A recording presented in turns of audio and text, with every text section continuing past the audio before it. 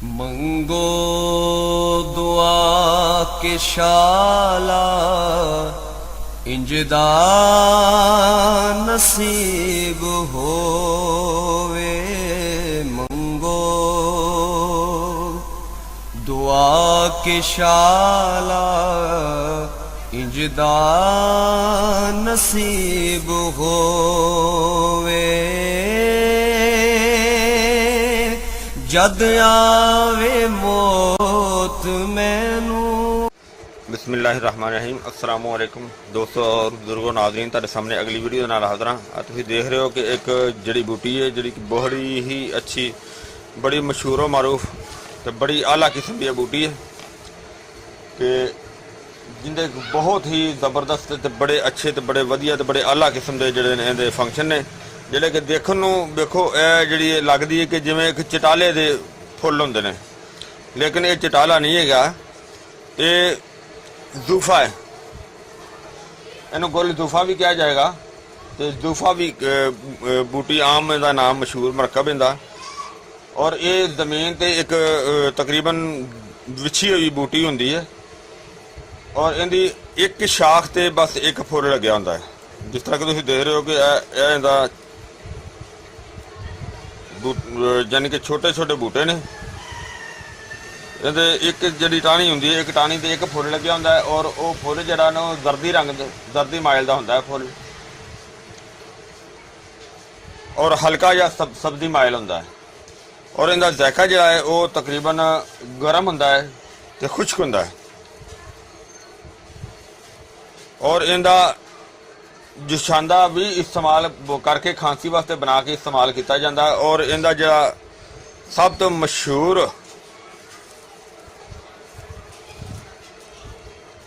इनका मरकब है ये कि इनका जो खास करके इनका जो जुशांदा बनाया जाता है वो खांसी के निज़ाम वास्ते गले वास्ते बहुत ही आला है। और इस तो अलावा इनका ये चीज़ है कि इनका इस्तेमाल जरा है कि नुस्खे दे विच सब तो ज़्यादा होंदा है। और ये बलगम नूं खारिज करन दा इनका बहुत ज़्यादा किरदार है। और इहदे च एक खासियत यह है कि इहदे इस्तेमाल दे नाल बलगम जिहड़ी ना वो पखाने दे रस्ते जिहड़ी ना वो ज़्यादा खारिज होंदी है। तो ये जिहड़ा ना इहदा इस्तेमाल दे नाल खांसी नज़ला ज़ुकाम जिहड़ा कि उहदे नाल बहुत ज़्यादा फायदा होंदा है। और इहदा इस्तेमाल जिहड़ा है वो दमे दे मरीज़ नूं जिहड़ा ना वो बहुत बेहतर करता है कि इहदे नाल दमे दा मरीज़ जिहड़ा ना वो भी ठीक होंदा है। लेकिन इहदा कली दा फंक्शन बहुत घट है। ज़्यादातर इहदा फंक्शन जिहड़ा है वो नुस्खे दे विच जिहड़ा कि तुहानूं मैं अगली वीडियो दे नाल इहदा पूरा नुस्खा दिखावांगा कि इहदे नुस्खे दे विच असीं किहड़ियां चीज़ां शामिल कीतियां ने कि इहनूं कैसे कैसा नुस्खा असीं तजवीज़ कीता है कि जिहड़ा जिंदे इस्तेमाल दे नाल इंशाअल्लाह जिहड़ा कि इनहलर लग्या हुंदा है कि जिन्होंने कई बीबियां नूं या कई बंदियां नूं साह वाला पंप लग्या हुंदा है। और वो साह वाला पंप जिहड़ा इंशाअल्लाह जिहड़ा असीं ये सारियां जड़ी बूटियां दा नुस्खा जिहड़ा असीं बना रहे हैं उहदे नाल इंशाअल्लाह साह वाला जिहड़ा ना वो पंप भी उतर जाएगा, ख़त्म हो जाएगा। और ये जी बूटी है। और इहदे नाल होर एक फायदा यह आ कि इहदा अगर अगर कली का भी जुशांदा इस्तेमाल करते जे इहदे नाल बड़ा एक बहुत ही अनोखा किस्म का फायदा होंदा है, जिहड़ा कि शायद कि किसी ने अगर इनू इस्तेमाल किया भी होवे तो उन्होंने नहीं पता कि इहदा होर की फायदा होंदा है कि इस दे नाल जिहड़े कि अगर मैदे दे विच ग़िज़ा बुस जांदी है, हज़म नहीं हुंदी, तो अगर कोई उहदे नाल कीड़े पैदा हो जाते हैं, इस दे नाल मैदे दी ग़िज़ा दे कीड़े जिहड़े ने वो खारिज हो जाएंगे, यानी कि उन्होंने भी जिहड़े ने वो कढ दिंदी है। और उस तो इलावा जिहड़ा मैदे दे मूँह ते वरम हो जाती है, इहदे इस्तेमाल दे नाल आस्ता आस्ता जिहड़ा ना वो भी ठीक हो जाती है। यानी कि इहदे नाल वरम जिहड़ी सोज जिहड़ी हुंदी स्वैलिंग हो जाती है वो भी ठीक हो जाती है। और इसका सब तो मशहूर मरकब है शरबत जूफा।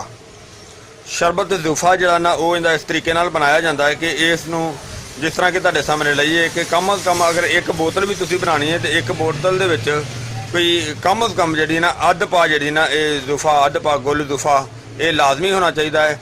अद्ध पा गुल जूफा लैके उन्होंने तुसीं 2 किलो पानी दे विच अच्छी तरह भ्यों दिओ। भ्योन लग्या उन्होंने एक उबाला दे के तो रख दिओ, ਫਿਰ ਉਸ ਤੋਂ ਬਾਅਦ ਉਹਨੂੰ ਤੁਸੀਂ ਜਿਹੜਾ ਕਮ ਅਜ਼ ਕਮ 24 ਘੰਟੇ ਉਵੇਂ ਪਿਆ ਰਹਿੰਦੇ ਹੋ। 24 ਘੰਟੇ ਤੋਂ ਬਾਅਦ ਉਹਨੂੰ ਅੱਛੀ ਤਰ੍ਹਾਂ ਮਲ ਕੇ ਜਾਂ ਕੋਈ ਲੂਣ ਮਿਰਚਾਂ ਵਾਲਾ ਡੰਡਾ ਲੈ ਕੇ ਜਾਂ ਕਿਸੇ ਤਰੀਕੇ ਨਾਲ ਪਹਿਲੇ ਕੁੱਟ ਲਵੋ, ਫਿਰ ਅੱਛੀ ਤਰ੍ਹਾਂ ਹੱਥਾਂ ਨਾਲ ਜ਼ੋਰ ਦੀ ਮਲ ਕੇ ਤੇ ਉਸ ਤੋਂ ਬਾਅਦ ਉਹਨੂੰ ਤੁਸੀਂ ਕੱਪੜੇ ਵਿੱਚ ਛਾਣ ਲਵੋ। ਛਾਣ ਕੇ ਜਿਹੜਾ ਪਾਣੀ ਹੋਏਗਾ ਉਹਨੂੰ ਤੁਸੀਂ ਆਰਾਮ ਦੇ ਨਾਲ ਜਿਹੜਾ ਨਾ ਉਹ ਕਿਸੇ ਚੀਜ਼ ਦੇ ਵਿੱਚ ਪਾ ਕੇ ਤਾਂ ਰੱਖ ਦਿਓ। ਰੱਖਣ ਤੋਂ ਬਾਅਦ ਜਨਾਬ ਕਮ ਅਜ਼ ਕਮ ਉਹਨੂੰ ਤੁਸੀਂ 6 ਤੋਂ 8 ਘੰਟੇ ਇੱਕ ਜਗ੍ਹਾ ਤੇ ਪਿਆ ਰਵੇ, ਉਹ ਨਹੀਂ ਹਿੱਲੇਗਾ। ਉਸ ਤੋਂ ਬਾਅਦ ਜਦੋਂ ਤੁਸੀਂ ਉਹਨੂੰ ਆਰਾਮ ਨਾਲ ਨਿਤਾਰੋਗੇ, ਉਹਨੂੰ ਆਰਾਮ ਨਾਲ ਨਿਤਾਰ ਕੇ ਤੇ ਤਾਂ ਕਿ ਜਿਹੜੀ ਮਿੱਟੀ ਵਗੈਰਾ ਹੋਏਗੀ, ਕੋਈ ਜ਼ਰਾ ਹੋਏਗਾ, ਉਹ ਨੀਚੇ ਬੈਠ ਜਾਏਗਾ। ਆਰਾਮ ਨਾਲ ਨਿਤਾਰ ਕੇ ਉਹਨੂੰ ਤੇ ਉਹਨੂੰ ਤੁਸੀਂ ਜਨਾਬ ਉਹਦੇ ਵਿੱਚ ਚੀਨੀ ਪਾ ਕੇ, ਯਾਨੀ ਕਿ ਕਿਲੋ ਸਵਾ ਕਿਲੋ ਚੀਨੀ ਪਾ ਕੇ ਤੇ ਉਹਨੂੰ ਤੁਸੀਂ ਪਕਾ ਦਿਓ ਹਲਕੀ ਆਂਚ ਤੇ। ਪਕਾਉਣ ਤੋਂ ਬਾਅਦ ਜਨਾਬ ਤੁਸੀਂ ਉਹਦਾ ਉਹ ਸ਼ਰਬਤ ਜਿਹੜਾ ਨਾ ਉਹਨੂੰ ਚੱਟ ਕੇ ਇਸਤੇਮਾਲ ਕਰੋ, ਜਾਂ ਵੈਸੇ ਇਸਤੇਮਾਲ ਕਰ ਲਓ, ਜਾਂ ਨੀਮ ਗਰਮ ਪਾਣੀ 'ਚ ਪਾ ਕੇ ਇਸਤੇਮਾਲ ਕਰੋ। ਇਹਦੇ ਨਾਲ ਇਸ ਦਾ ਬਹੁਤ ਜ਼ਿਆਦਾ ਫਾਇਦਾ ਹੋਏਗਾ, ਯਾਨੀ ਕਿ ਖਾਂਸੀ, ਨਜ਼ਲਾ, ਜ਼ੁਕਾਮ, ਕੀੜੇ ਵਾਸਤੇ ਔਰ ਸਾਂਸ ਦੀ ਤੰਗੀ ਵਾਸਤੇ, ਮਿਹਦੇ ਦੇ ਨਿਜ਼ਾਮ ਵਾਸਤੇ, ਮਿਹਦੇ ਦੇ ਵਰਮ ਵਾਸਤੇ, ਬਲਗਮ ਨੂੰ ਖਾਰਜ ਕਰਨ ਵਾਸਤੇ। ਤੇ ਇਹਦਾ ਜਿਹੜਾ ਮਸ਼ਹੂਰ ਜਿਹੜਾ ਬਿਹਤਰੀਨ ਇਸ ਤੋਂ ਵੀ ਅੱਛਾ ਮਰਕਬ ਹੈ ਉਹ ਤੁਹਾਨੂੰ ਅਗਲੀ ਵੀਡੀਓ ਦੇ ਵਿੱਚ ਦਿਖਾਵਾਂਗੇ, ਜਿੰਦੇ ਵਿੱਚ ਬਹੁਤ ਜ਼ਿਆਦਾ ਜੜੀ ਬੂਟੀਆਂ ਦਾ ਮਰਕਬ ਹੋਏਗਾ।